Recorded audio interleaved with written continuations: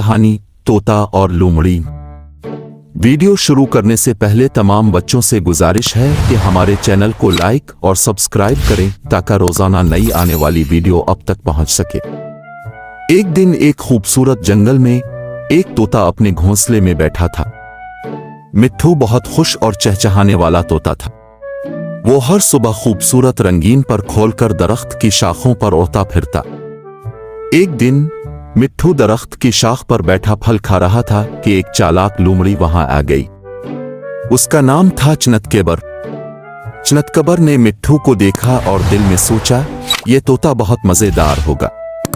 चनतकेबर ने मिट्ठू से कहा, मिट्ठू भाई, तुम्हारे रंग बहुत खूबसूरत हैं और तुम्हारी आवाज तो बहुत ही प्यारी है। क्या तुम मेरे लिए एक गाना गाओगे? मिट्ठू को तारीफ सुनकर खुशी हुई और उसने फौरन चहचहाना शुरू कर दिया। जैसे ही मिट्ठू ने चहचहाना शुरू किया, इसके मुंह से फल नीचे गिर गया। चनतकेबर ने मौका का फायदा उठाया और फौरन फल उठाकर भाग निकला। मिट्ठू ने देखा कि चनतकेबर ने इसको धोखा दिया है, तो वो बहुत नाराज हुआ। मिट्ठू ने सोचा कि उसे अपने दोस्तों से मदद लेनी चाहिए। उसने अपने दोस्त कौवा, खरगोश और हिरन को बुलाया और सबको सारी बात बताई। सब दोस्तों ने मिलकर एक मंसूबा बनाया। दूसरे दिन जब चनतकेबर दोबारा आया तो मिट्ठू ने कहा, चनतकेबर भाई, कल की बात को भूल जाओ, आओ आज फिर से दोस्त बन जाएं। चनतकेबर ने सोचा कि मिट्ठू बहुत मासूम है और वो दोबारा धोखा दे सकता है। उसने मिट्ठू की बात मान ली। जैसे ही चनतकेबर दरख्त के करीब आया, कौवा, खरगोश और हिरन ने मिलकर उसे डरा दिया।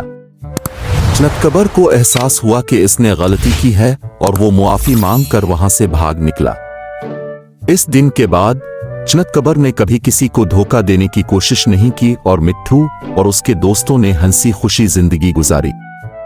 कहानी का सबक, हमें दूसरों को धोखा नहीं देना चाहिए और हमेशा ईमानदार रहना चाहिए।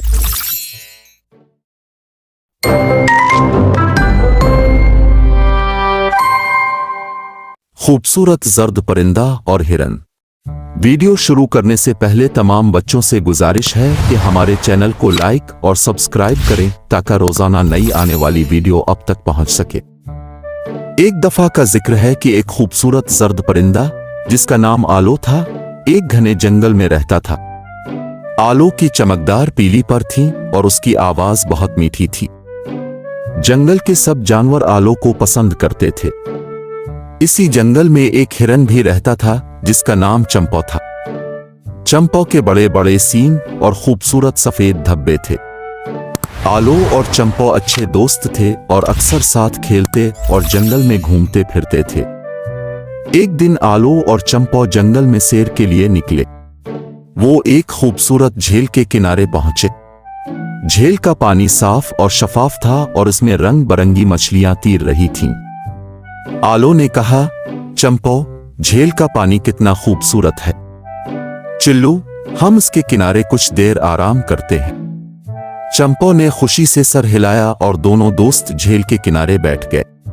वो दोनों बातें करने लगे और झील के खूबसूरत मनाजिर का लुत्फ उठाने लगे। अचानक चंपो ने देखा कि झील के दूसरी तरफ एक छोटा सा हिरन फंस गया है। वो खौफजदा था और जोर जोर से चीख रहा था। चंपो ने फौरन कहा, आलो, हमें इसकी मदद करनी चाहिए। आलो ने कहा, हाँ चंपो, हमें फौरन कुछ करना होगा। आलो ने अपने पर फैलाए और झील के ऊपर अलिफाड़ कर इस छोटे हिरन के पास पहुंचा। उसने देखा कि हिरन की टांग एक झाड़ी में फंस गई है। आलो ने अपनी चोंच से झाड़ी को काटना शुरू किया और कुछ ही देर में हिरन आजाद हो गया। छोटे हिरन ने आलो का शुक्रिया अदा किया और कहा, आपने मेरी जान बचाई, मैं बहुत डरा हुआ था।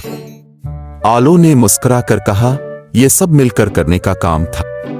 अगर चंपो ने ना देखा होता तो मैं यहां ना पहुंच पाता।